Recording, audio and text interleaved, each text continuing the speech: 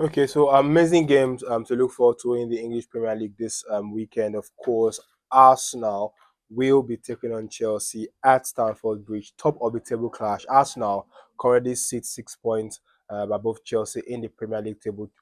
Chelsea is in second place, and of course, Man City 7 points behind Arsenal and just 1 point behind Chelsea. It's going to be a really interesting clash this weekend. Super Sunday, it will be in the Premier League. But of course, we need to start with the Champions League games that were played on Tuesday and Wednesday, where Arsenal took on Bayern Munich, unbeaten Bayern Munich, who had not lost a game all season, both in the league and in the Champions League. And of course, Chelsea took on Barcelona, who seem to have a really long rivalry with Chelsea. Amazing games we saw in the Champions League. Chelsea totally dominating Barcelona in that particular encounter.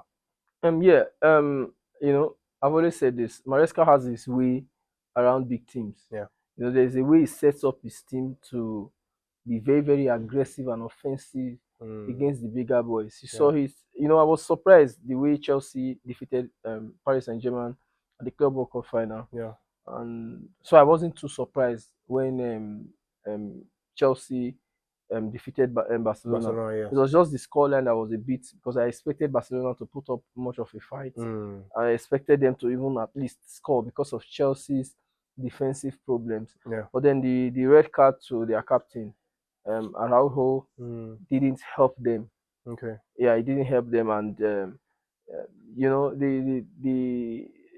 their best player, Lamine Yamal, was Yeah. aggressively marked out Mm, from the game. So it did not look like an easy victory for for Chelsea, yeah. Chelsea, because they were never in danger of losing the game Yeah. as soon as that red card Mm. was awarded to um, Araujo. To Barcelona. All right. Now, like you mentioned, Maresca seems to have found or seems to have a way of playing against some of these big teams, as it were.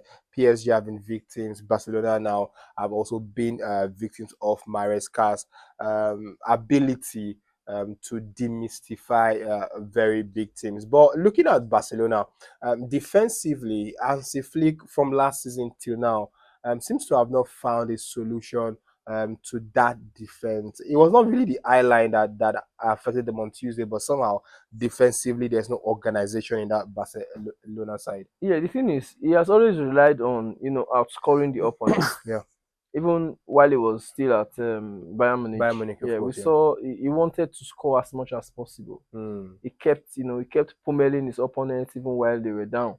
And that's the same pattern that he brought to Barcelona, that worked for against Inter Milan, for example, that many teams would consider to be offensively important in the Champions League amongst the big boys. yeah. They were beaten haplessly 5-0 by PSG. That's the highest scoreline ever Mm. in the Champions League New final. final, yeah. Yeah, they were beating black and blue in that final. But over the course of 180 minutes, they had 6 goals against Barcelona. Of And course. then if you add the one they scored in the extra 30 minutes, they had 7 goals Against in Barcelona. 210 minutes against Barcelona. Yes. You understand the point? So that's like a goal every 30 minutes Mm. against Barcelona. Yeah. That's too poor for an elite team. Of course. You would not. I can be very, very certain when I say that Arsenal are not going to concede 7 goals to any team over two legs Two of the legs. Champions No, League. You yeah. understand the point? Yeah. So if you build a team where you rely on outscoring your opponents every time, Mm. so on the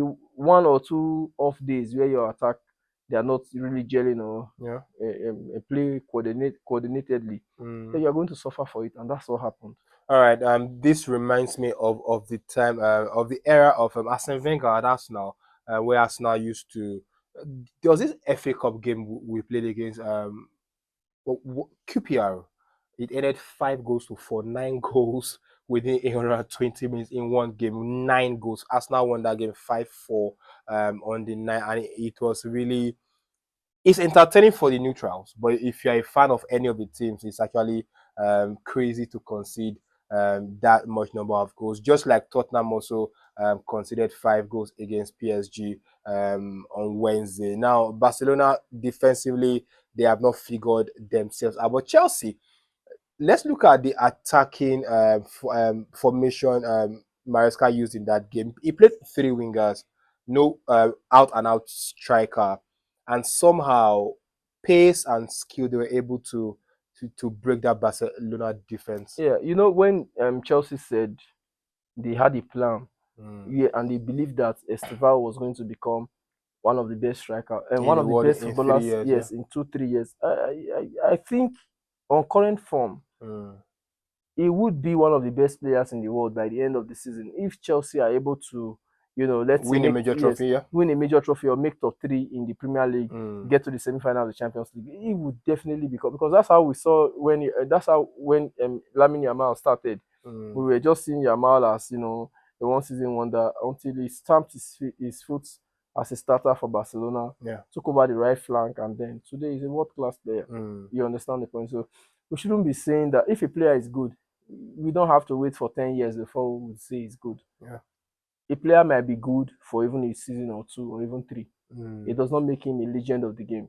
If you want to look at longevity, it's another argument. Mm. But for now, Estivao is looking like a super weapon for Chelsea, and he Yeah. has stepped up in Cole Palmer's absence. Mm.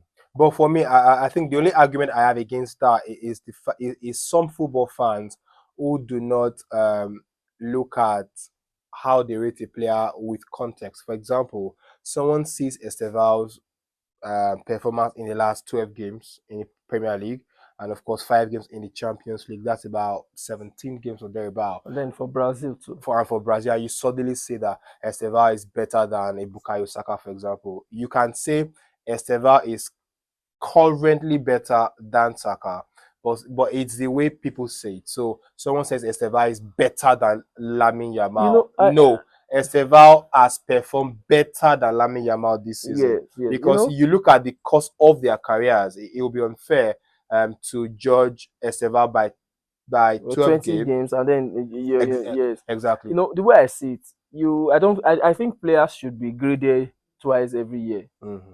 at the end of the season and at the middle of the Of the season. season, yes. So you're able to look at what they've done in the first 6 months and then look at Mm. what they've done in another 6 months. Yeah. That's a better way to look at their performances. And that's Mm. why you see that players who are fringe players for their teams, players who are not actually having playing time, you see a lot of transfer in January. Yeah. So many players who are, let me say, Benjamites. Let me Mm. let me use our local balance. Players Yeah. who are always on the bench and not starting for their big teams would Mm. want to move to small teams to have Okay. game Game time, time, yeah. yes, to pick up form and numbers Mm. to enable them get into their respective World Cup squads. Yeah. You understand the point? So Mm. I think players should be graded every 6 months. And so far this season, because Lamine Yamal has been out, but he has also performed.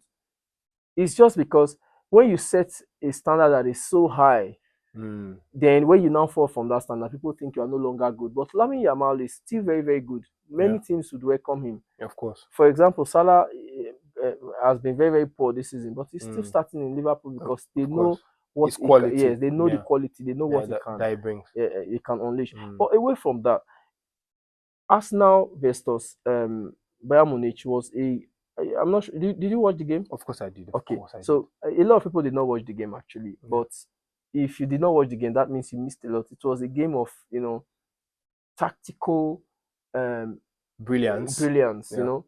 You would be able to see how players evolved during a game. You see Mm. how tactics evolved during a During the game. game, yeah. You saw how players interpreted the roles they were given by their coach. It was just exciting. Mm. And I think Arsenal won at the end of the day because they dished building up in favor of using the rotunda.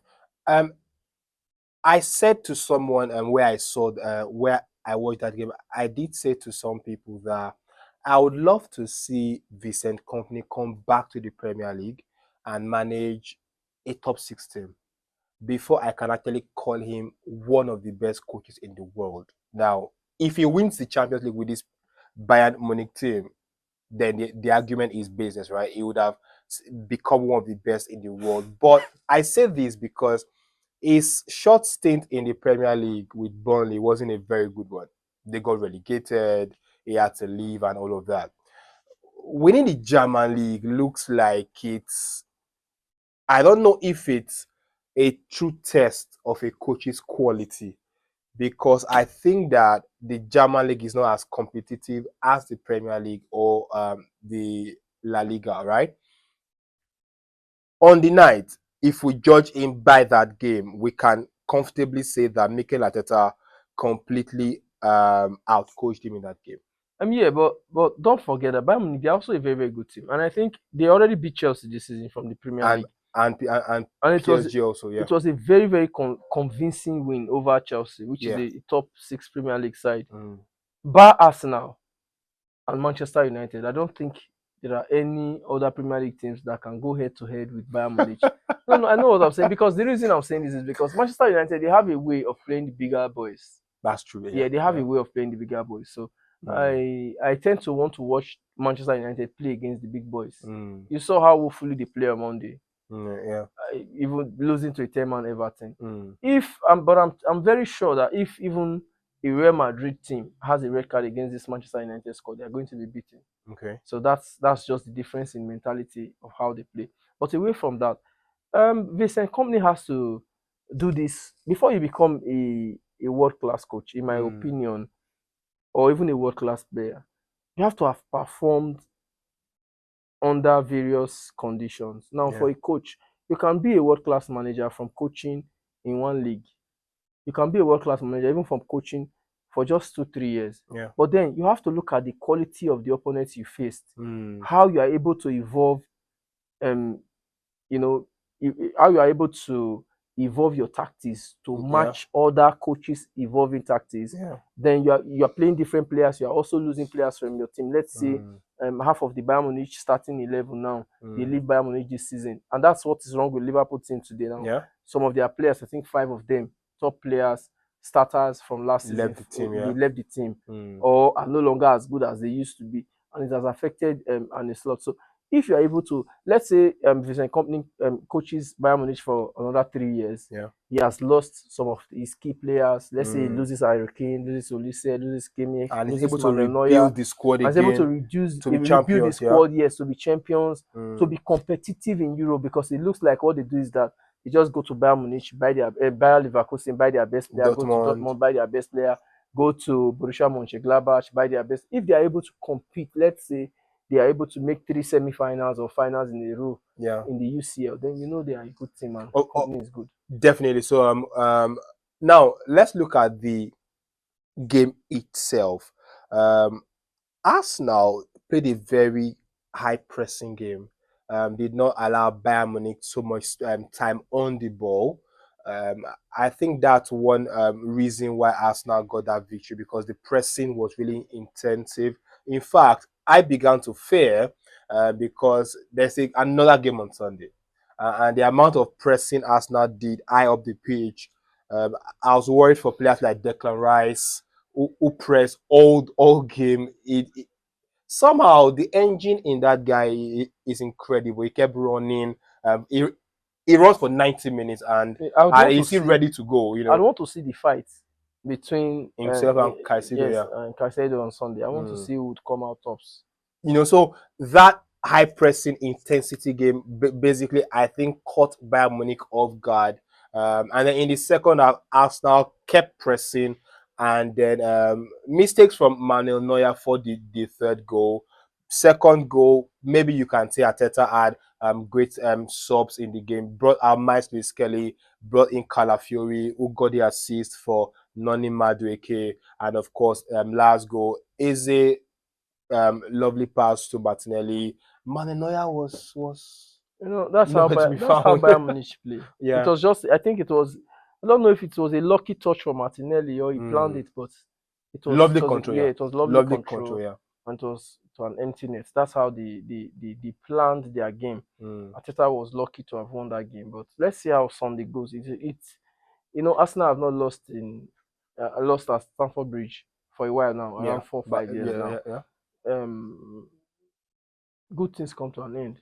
This could be the season where they find Manchester United are not won at Anfield Mm. in almost 10 years Yeah. before they beat Liverpool at Anfield this season. Mm. David Moyes I know one. has had Yeah. 17 At Premier Old League Trafford. attempts at Yeah. Old Trafford. Mm. Had never won, but he won this season. So Yeah. all good things come to an end. Finally, on the Chelsea game, let's look at the game for Sunday now. Arsenal news coming in says that Gyökeres seems to be back with the team. Whether he'll be fit to start, we're not sure, but he'll be in the team. Odegaard is back fully fit.